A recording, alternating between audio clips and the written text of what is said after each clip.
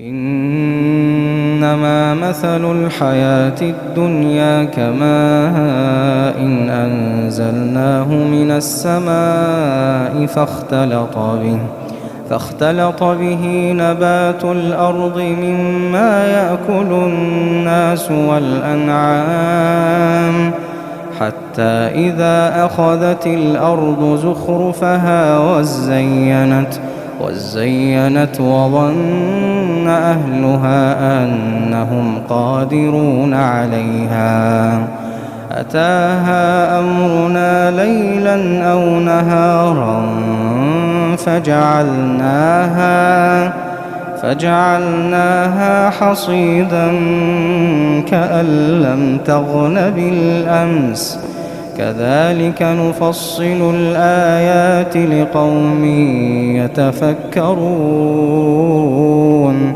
والله يدعو إلى دار السلام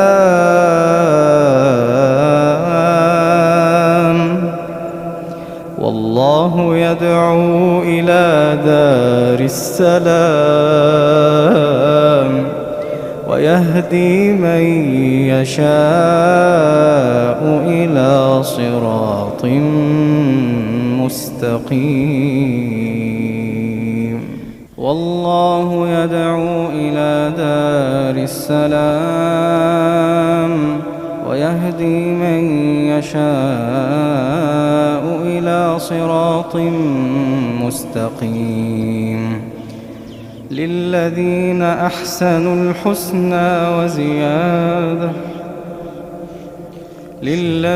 أحسنوا الحسنى وزيادة ولا يرهق وجوههم قتر ولا ذلة أولئك أصحاب الجنة هم فيها خالدون أولئك أصحاب الجنة هم فيها خالدون والذين كسبوا السيئات جزاء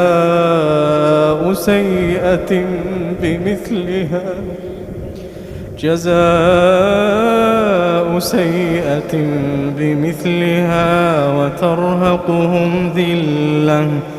ما لهم من الله من عاصم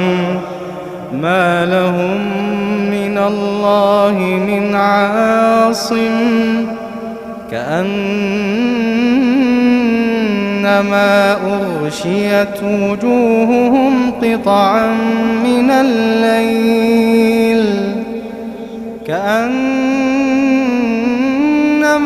أغشيت وجوههم قطعا من الليل مظلما أولئك أصحاب النار